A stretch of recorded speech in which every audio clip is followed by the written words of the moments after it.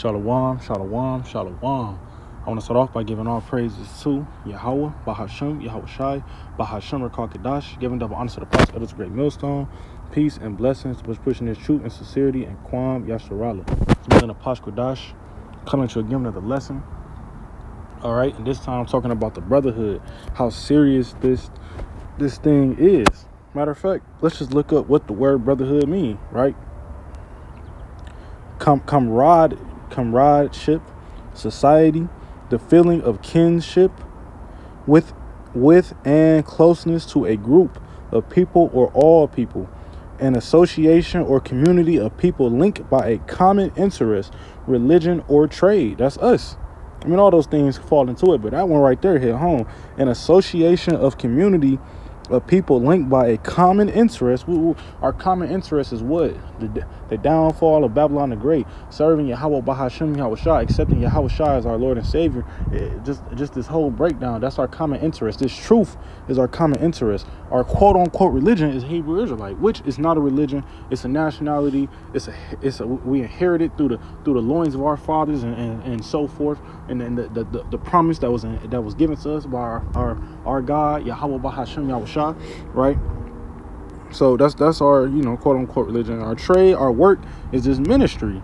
All right, being the prophets, the prophets of doom, as Trump would call us, being the ones that speak before and so forth, right? But that's just a quick little look up on the word brotherhood. But just to jump right into it, 1 John 4:20, if a man say I love Yahweh and hateth his brother, he is a liar. All right, so anybody that's walking around talking about, oh yeah, I call on the name Yahweh Bahashem Yahweh Shai. Yeah, I believe on Yahweh Bahashem Yahweh Shai. You might even hear him say Yahweh, Yahuwah, all that, Yah, all those type of things, right?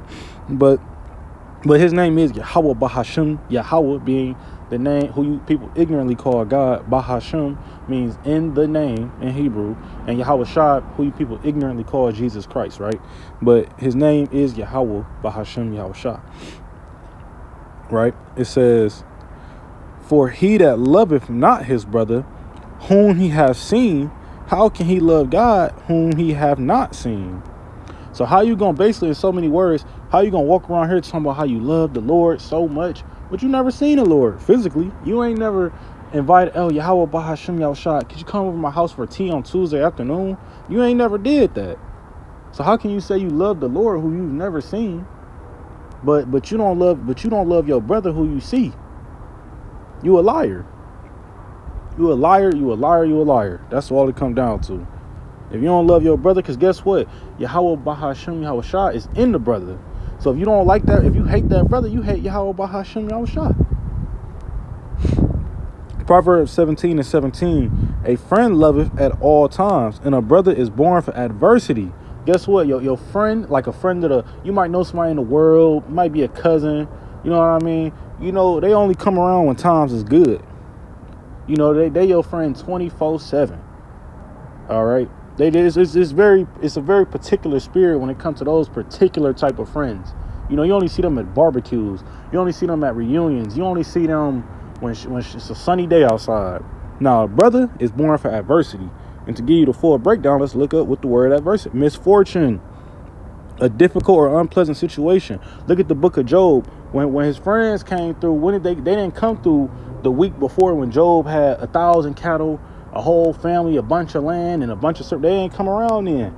I mean, I'm pretty sure they did come around, you know what I mean? But they don't say nothing about them just kicking it at his crib while everything was all fine and dandy. But they did come around when they seen their brother was going through hard times. When he was in misfortune. That's how you know somebody a brother for real. They fuck with you when you up and you down. I'm pretty sure we all can testify how you've been lonely as hell when your pockets was cracked. When everything in life was down, you didn't have a car, you was fucked up. Then you start seeing who really there for you, which is this brotherhood. 1 Peter chapter 2, verse 17. Honor all men, love the brotherhood. Fear God, honor the king. Hey, it say honor all men, love the brotherhood is the key thing, and fear God, fear Yahweh Bahashem Yahweh Shai. But the key thing I wanted right here was love the brotherhood. This is the most important thing on this earth. A part of serving the Lord It's being a part of the brotherhood. How can you say you serve the Lord, but you one of those guys we don't ever see? You scared to come around, or you got secret intentions, and we look at that because the scriptures talk about there be men that crept in unaware, and all these we've seen guys fall out who come out and tell us they never believed anyways. They just like being around, and they got all these excuses. Hey, bring your ass around. Love the brotherhood, and loving the brotherhood ain't just coming around, because you got some people that came around and left. But you gotta love. The love is an action word. How do somebody know you love them? Because you do for them. Whether that be praying for a brother, you spotting them the $20, $50 here, the conversation he needed a shoulder to cry on. It's all type of ways to show love. Just make sure you're doing it. Because at the end of the day, I'm gonna say this too: ain't nobody perfect. You ain't gonna never love perfectly. That's one. You gonna fall short. But guess what? Try your best to show love to the brotherhood. That's what the Lord is looking for. Sometimes love is forgiving a brother. You might not have did nothing wrong, but the fact that you ain't forgiven, now you not showing love. You showing hate. It's so many ways to show love in this thing. It's no excuses allowed when it comes showing love. It's so many ways. You might not be a very talkative brother. Guess what? I bring my chessboard to the elder crib. I am a talkative brother, but I still bring my chessboard. That's what I like to do. And other brothers like to play chess. We just play chess. It's some brothers that I don't talk to throughout the week, but we play chess at the elder crib. That's how I show love. That me and that brother, we play chess together. See what I mean? It's little things like that. Ecclesiastes chapter 4, verse 10. It say, for if they fall, the one will lift up his fellow. But woe to him that is alone when he falleth. Hey, bring your ass around the brotherhood, man. Come around the brotherhood. What are you going to do when you fall flat on your back and there's nobody there for you? It's one thing to feel alone. It's another thing to be alone. You might feel alone, but guess what? You got phone numbers that work in your phone. You got this and that, brother this, brother that. Come on, man.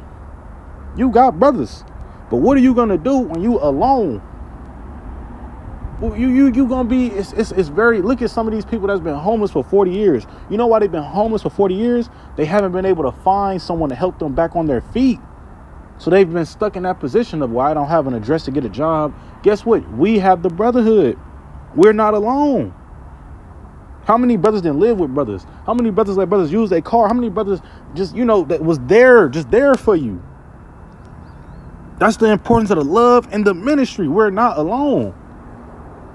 It say, but woe to him that is alone when he falleth, for he have not another to help him up. Exactly as it read. Woe meaning death and destruction. When you fucking alone, who can help you? Of course, let's not be simple here. We all know we got a relationship with Yahweh Bahasham Yahushua, and it is times when we are alone, but you're really not alone. I forget the prophet name. I forget the story exactly where it's at in the scriptures, but one prophet thought he was alone. I forget who it was. It might have been Isaiah, but it was a prophet who thought he was alone, and the whole time he wasn't. We just got to move on the Lord's timing. But the key thing is, right now, we not alone. I'm in a camp with plenty of brothers. We can go 2 hours this way, 2 hours that way, and find another camp. We know we not alone. So you got to take advantage of these things while they at hand. It's verse 11. Again, if two lie together, they can have heat. But how can one be warm alone? Hey, man, you in the middle of the fucking Arctic, or we ain't got to go that far. If you in Cleveland and it's cold as hell outside, you know what we do at camp? We huddle close together, shoulder to shoulder, to keep the cold from entering. But if you camp by yourself, what can you do in the wintertime? Eventually, you're going to run out of hot chocolate. Them sunny days ain't going to be sunny forever. We got a cold winter. Every year, it's a cold winter. What can you do in those times when you by yourself? That's why it's good to be amongst the brotherhood. You have to love the brotherhood. If you love the brotherhood, you're going to be around the brotherhood. It say, if one prevail against him, two shall withstand him, and threefold cord is not quickly broken.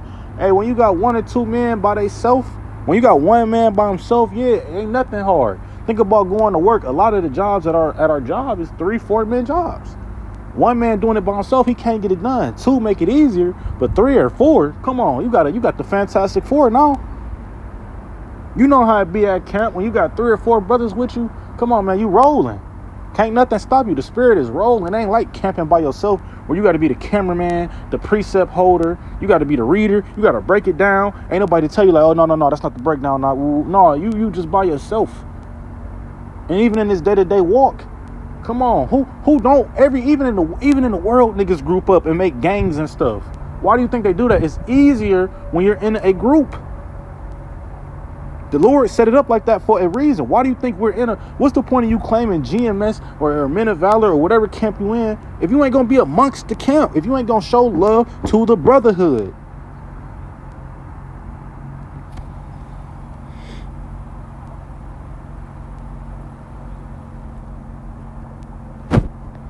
Lucky I lost where I was even at, because it's just like, it's serious. Like, the brotherhood is serious. Like, this is not a light thing. This is John chapter 13 verse 35. By this shall all men know that ye are my disciples, if ye have love one to another. You know, one of the biggest things Yahushua pushed was to love one another. Seriously, that's one of the biggest things, if not the biggest. The second greatest commandment is love thy brother as thyself. Love thy neighbor as thyself.